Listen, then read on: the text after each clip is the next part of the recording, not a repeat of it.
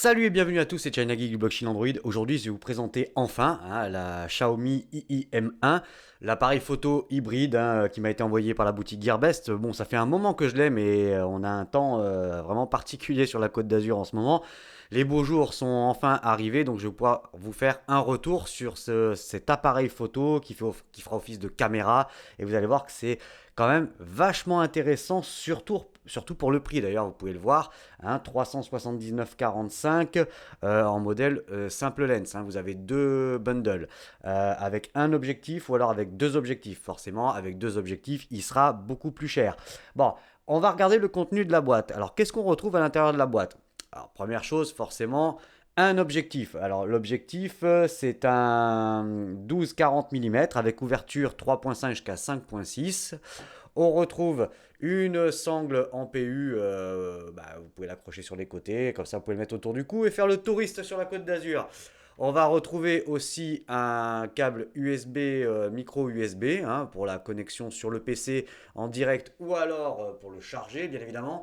Vous avez également un chargeur sans embout FR, donc à vous de mettre un embout FR ou alors de prendre tout simplement le chargeur de votre smartphone. Ensuite, il y a un petit chiffon logoté II. Voilà, pour le nettoyage, c'est plutôt sympa. Alors, avant de faire le tour de l'appareil, on va regarder un petit peu cet objectif quand même. Voilà, je vous dis, c'est le 12-40 mm avec ouverture 3.5 jusqu'à 5.6. Donc, vous voyez, tout est inscrit ici. Hop, mais dans le bon sens, c'est quand même mieux. Voilà. Et allez, hop, j'ouvre tout. Et vous pouvez voir. Alors, l'avantage qu'il aura ce IIM1, c'est que vous pouvez adapter d'autres objectifs, d'autres marques comme les Canon, tout ça, ça passe tranquillement et sûrement. Bon, voilà, l'objectif, on va rien dire de plus pour le moment.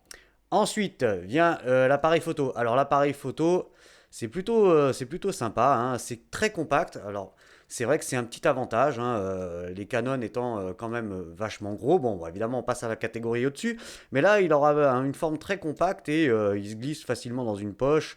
Ouais, là, ouais, ça fait la taille d'un smartphone. Vous voyez, alors en comparaison, voilà le UM 8, donc c'est un 6 pouces. Voilà, évidemment, il est plus épais, mais niveau encombrement, il n'y a pas grand-chose à dire. Alors, qu'est-ce qu'on retrouve? Donc, sur la face avant, l'emplacement pour mettre l'objectif. Donc, ça, on y revient après. Le petit bouton pour déverrouiller l'objectif.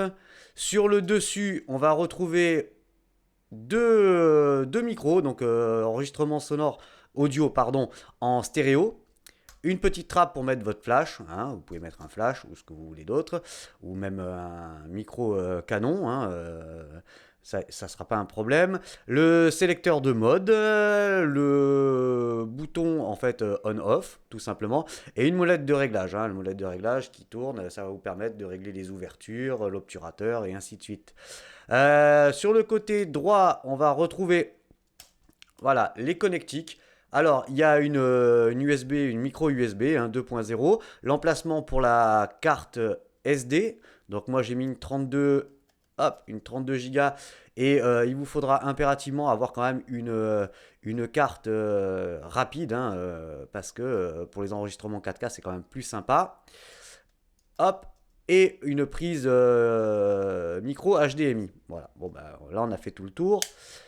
Sur la face arrière, on trouve le bouton lecture, comme ça vous permet d'accéder à la galerie et pouvoir regarder ce que vous avez filmé ou ce que vous avez pris comme cliché. Sur le côté gauche, on retrouve un tout petit haut-parleur qui est ici. Ça casse pas des briques, mais bon, il a le mérite d'être là.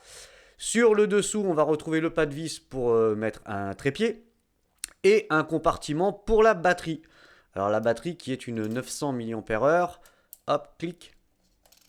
Allez, viens là. Vous voyez. Donc voilà, 900 mAh. Donc il y a une bonne autonomie.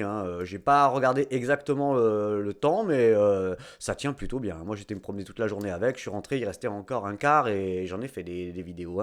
Voilà. Et bien évidemment, donc sur l'arrière, j'ai oublié d'en parler, on a un écran de 3 pouces tactile. Donc là c'est plutôt bien. Et vous allez voir que même si certains disent que le tactile fonctionne mal, avec les mises à jour qu'il y a eu, j'en ai eu 3, ça s'améliore. De mise à jour en mise à jour, ça va de mieux en mieux, même pour l'autofocus. Donc voilà. Bon, ça, on va passer maintenant à l'installation de l'objectif, tout simplement. Alors, bon, bah voilà, il suffit d'enlever le capuchon.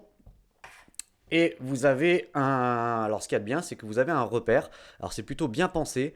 Hein, un repère qui est ici, le point rouge, et un point rouge ici. Bah, il vous suffit juste de les mettre l'un en face de l'autre, et clac. Voilà, le tour est joué. Et pour le déverrouiller, comme je vous disais, il y a le bouton ici. Vous appuyez dessus, vous tournez, et vous le sortez. Voilà, rien de plus simple, il n'y a vraiment rien de compliqué. C'est enfantin. Alors, ce M1, il est équipé d'un capteur un Sony IMX 269 hein, de 20 millions de pixels.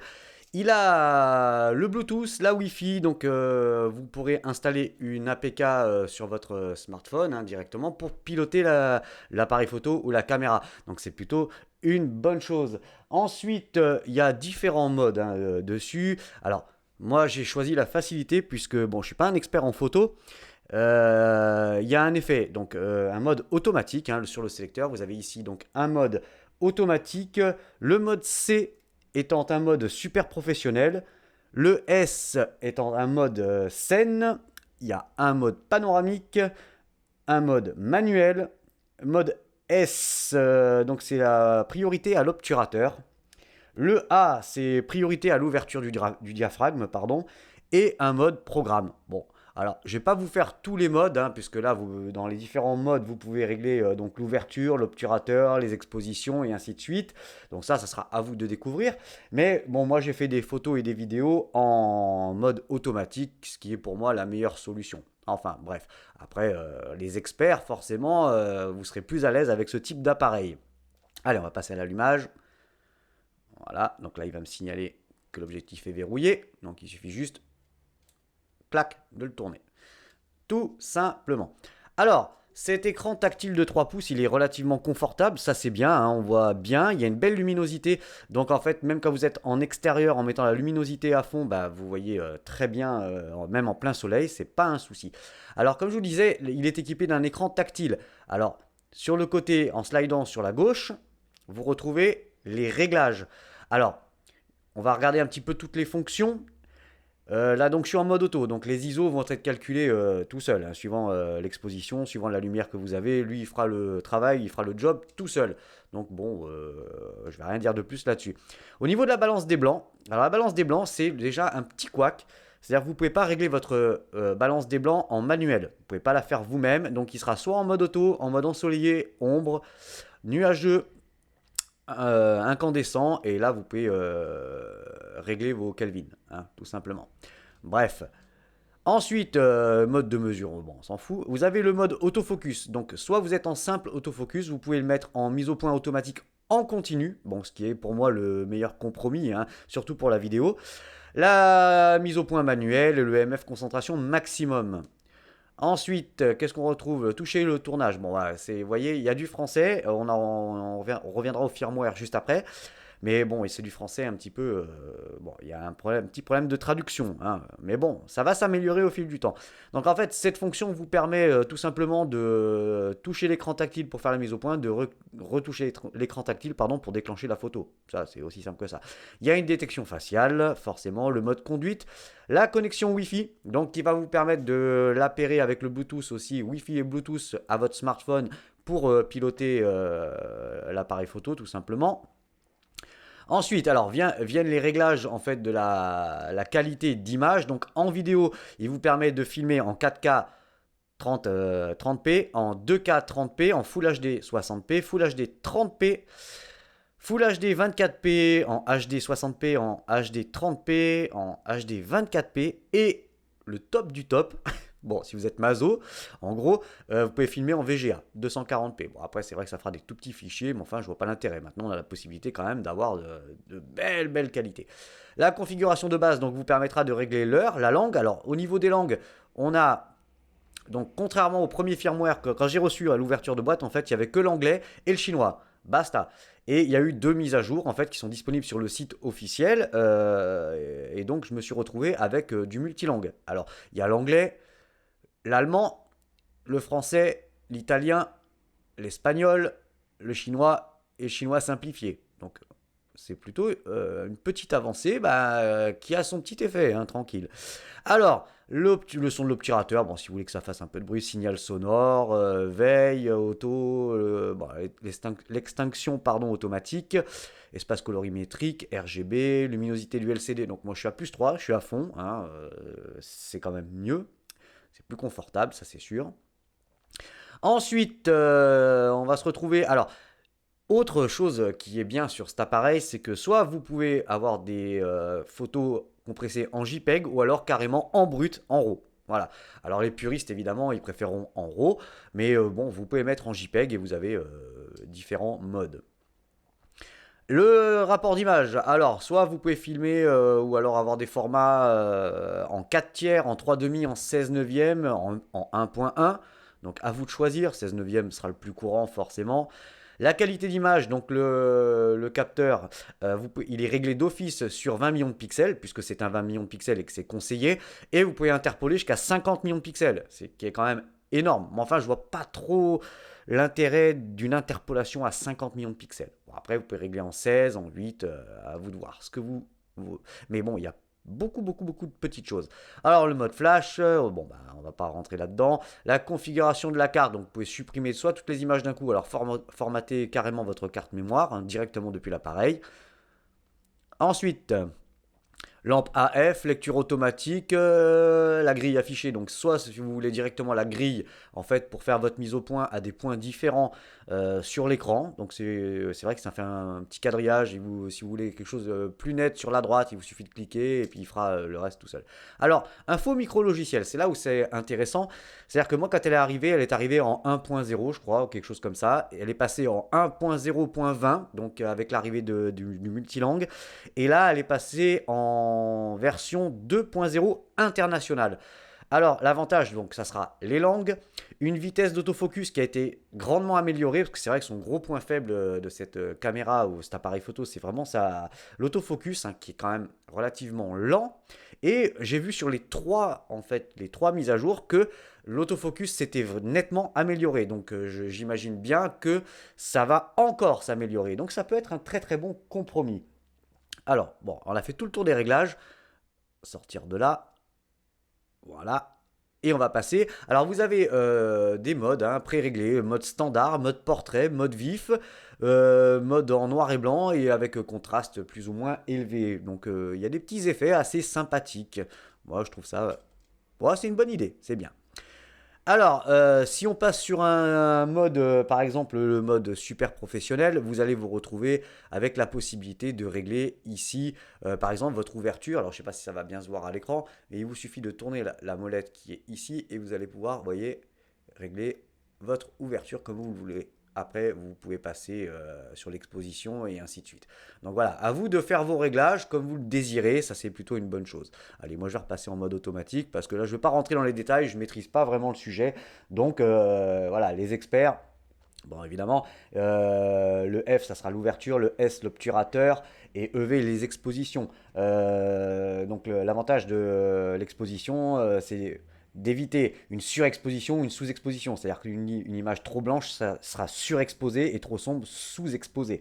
Voilà. Bon, après, on va pas trop rentrer dans le technique. Je vous ai fait quand même pas mal de petites photos, vidéos en extérieur. Donc, à savoir que vous avez un stabilisateur hein, numérique dessus qui fera plus ou moins le job. Hein, c'est pas affolant. C'est vrai que il pourrait y avoir du mieux. Ça c'est clair. Mais je pense que tout ça va s'améliorer hein, au fil du temps. Donc vous allez voir les photos et vidéos que je vous ai fait en extérieur et on se retrouve juste après. Je donne en fait la caméra avec une perche à selfie en 4K 30 fps. Donc je vous laisse un petit peu admirer le paysage et vous pouvez voir que c'est super. Bon après quelques légers problèmes de focus hein, à certains moments, mais enfin c'est connu. Voilà, et ça va vous permettre de voir un petit peu ce que donne le micro et le stabilisateur.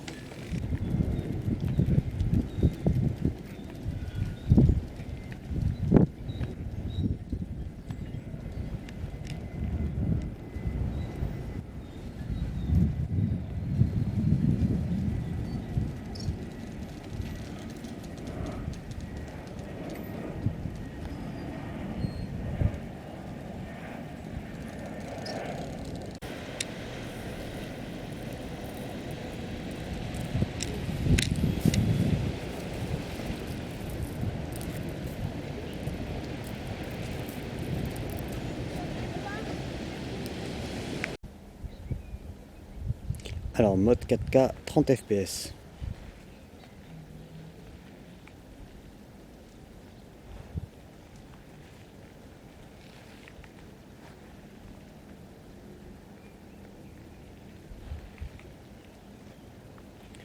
Non stabilisé.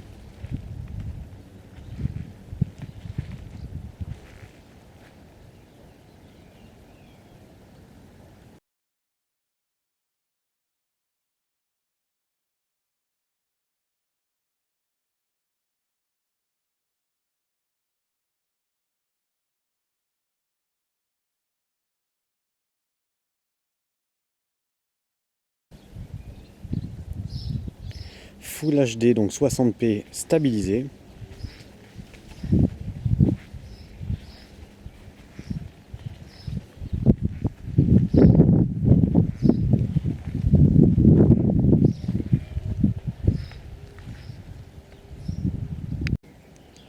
Et la Full HD 30p stabilisée.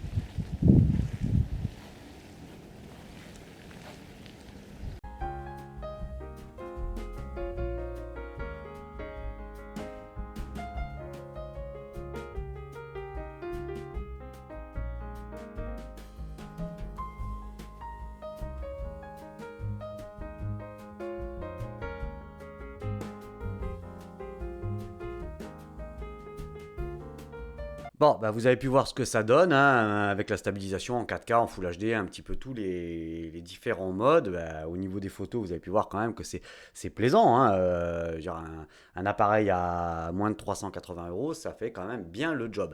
Alors, on va parler de l'application hein, Mirrorless, en fait, hein, que vous pouvez installer sur votre smartphone, qui va vous permettre de piloter en fait l'appareil photo depuis votre smartphone. Alors, elle regroupe en fait, vous avez la possibilité de faire tous les réglages depuis votre smartphone, ce qui est plutôt sympa. Donc, ça sera connecté en Wi-Fi et en. Ah, petit problème de débit. Ah, ça y est, ça y est, ça y est, ça y est. Ça se réveille. Donc, vous voyez, ça vous permet de piloter complètement la. Je vais me mettre ici, voir un petit peu si. Ah, je me suis posé sur un truc, donc ça va pas le faire. Vous voyez, et vous pouvez faire en plus votre mise au point directement. Voilà, clic.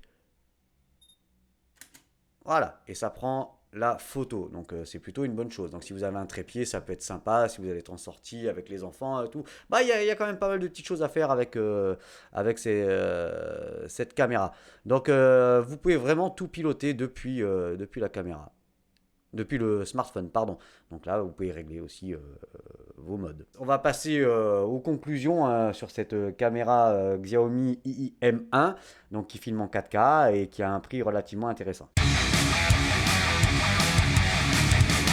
Alors, vous pouvez bien entendu retrouver cette Xiaomi IIM1 sur la boutique Gearbest hein, qui me l'a envoyé. Donc, vous avez deux bundles, là, comme je vous le disais.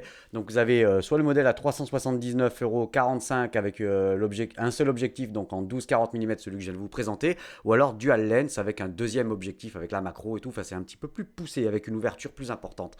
Voilà. Alors, franchement, je suis bien emballé. Bon, moi j'ai essayé, j'ai fait quelques tests pour faire en fait mes futures vidéos avec cette caméra et vous allez voir que bah, ça va devenir en fait ma caméra pour faire les tests et vous allez voir que l'image est plutôt intéressante. Hein. C'est beaucoup plus net quand même. Bon, bah, mon caméscope il est de 2013, il a 4 ans maintenant, donc il commence à être un petit peu fatigué, pépère.